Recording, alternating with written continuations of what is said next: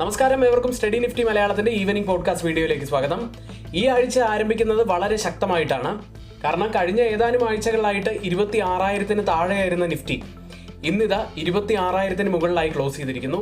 അതായത് 26,172 ക്ലോസ് ചെയ്യുന്നത്. നിഫ്റ്റി 50-ലെ 50-ൽ 40 സ്റ്റോക്കുകൾ ഗ്രീനിലാണ് ക്ലോസ് ചെയ്യുന്നത്. ഡിഫൻസ് സ്റ്റോക്കുകൾ വളരെ ശക്തമായിട്ടുള്ള പ്രകടനമാണ് ഇന്ന് കാഴ്ചവെച്ചത്. ഐഡിയ ഫോർജ് 17% ഉയർന്നു. DCX systems 9% നേട്ടമുണ്ടാക്കി.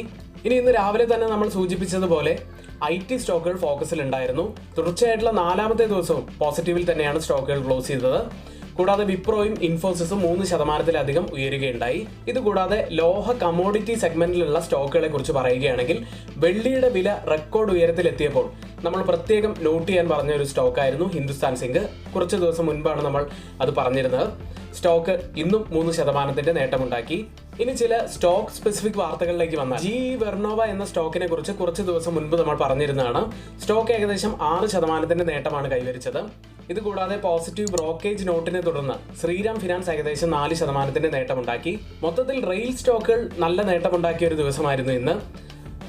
പ്രൊമോട്ടർമാർ അവരുടെ ഓഹരികൾ വർദ്ധിപ്പിച്ചു എന്ന വാർത്തയെ തുടർന്ന് ജൂപ്പിറ്റർ വാഗൻസും ഏകദേശം 5% നേട്ടമുണ്ടാക്കി. മറ്റൊരു പോസിറ്റീവായിട്ടുള്ള വാർത്ത ഉണ്ടായിരുന്നത് ബാംഗ്ലൂരു ആശുപത്രി വികസനത്തിന് 840 കോടി രൂപ നിക്ഷേപം പ്രഖ്യാപിച്ചതിനെ തുടർന്ന് ഫോർട്ടിസ് ഹെൽത്ത് കെയറിന്റെ സ്റ്റോക്കുകൾ ഏകദേശം 3% നേട്ടമുണ്ടാക്കി. പവർ ഗ്രിഡിന്റെ ലേല നിരോധനം ഡൽഹി ഹൈക്കോടതി സ്റ്റേ ചെയ്തതിനെ തുടർന്ന് KEC ഇന്റർനാഷണൽ 7% നേട്ടം കൈവരിച്ചു. ഇനി മറ്റൊരു പ്രധാനപ്പെട്ട വാർത്ത IRCTC-യുമായി ബന്ധപ്പെട്ട് അവരുടെ ടിക്കറ്റ് നിരക്കുകൾ ഉയർത്താൻ പോകുന്നു എന്നുള്ള വാർത്ത നമ്മൾ കൊടുത്തിരുന്നതാണ്. സ്റ്റോക്ക് ഏകദേശം 1% നേട്ടത്തിലാണ് ക്ലോസ് ചെയ്യുന്നത്.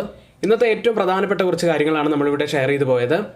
മറ്റൊരു കാര്യമുള്ളത്, ആരെങ്കിലും നമ്മുടെ വീഡിയോ ഒന്ന് ലൈക്ക് ചെയ്യാൻ മറന്നുപോയിട്ടുണ്ടെങ്കിൽ ദയവ് ചെയ്ത് ആ ലൈക്ക് ബട്ടൺ ഒന്ന് ക്ലിക്ക് ചെയ്യുക. ചാനൽ സബ്സ്ക്രൈബ് ചെയ്യാത്തവർ ഇപ്പോൾ തന്നെ ചാനൽ ഒന്ന് സബ്സ്ക്രൈബ് ചെയ്യുക. ഇനി നമ്മുടെ പെയ്ഡ് എഡ്യൂക്കേഷൻ ടെലഗ്രാം ചാനലിൽ 1,299 രൂപയ്ക്ക് 55% ഡിസ്കൗണ്ടോട് കൂടി ആർക്കെങ്കിലും ജോയിൻ ചെയ്യാൻ താല്പര്യമുണ്ടെങ്കിൽ ഇപ്പോൾ തന്നെ തൊട്ട് മുകളിലെ വാട്സ്ആപ്പ് നമ്പറിൽ ഒന്ന് മെസ്സേജ് അയച്ച് നിങ്ങൾക്ക് ജോയിൻ ചെയ്യാവുന്നതാണ്.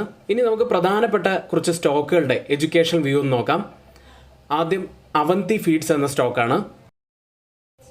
അവന്തി ഫീഡ്സ് എന്ന സ്റ്റോക്ക് ഇപ്പോൾ ട്രേഡ് ചെയ്യുന്നത് 847 എന്ന നിലയിലാണ്. നീണ്ട കാലമായിട്ട് ഒരു കപ്പ് ആൻഡ് ഹാൻഡിൽ ഫോർമേഷന് ശേഷം ഒരു ബ്രേക്ക് ഔട്ടിനായിട്ട് വെയിറ്റ് ചെയ്യുകയാണ്. ഈ സ്റ്റോക്കിൽ ഉടൻ തന്നെ ഒരു ബ്രേക്ക് ഔട്ടിനുള്ള സാധ്യതയുണ്ട്.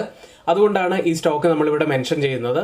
സ്റ്റോക്കിനെ കുറിച്ചുള്ള കൂടുതലായിട്ടുള്ള ടെക്നിക്കലും ഫണ്ടമെന്റലുമായിട്ടുള്ള കാര്യങ്ങളെല്ലാം പഠിച്ചതിന് ശേഷം മാത്രം ഈ സ്റ്റോക്ക് നിങ്ങളുടെ വാച്ച് ലിസ്റ്റിൽ ആഡ് ചെയ്യാൻ ശ്രമിക്കുക.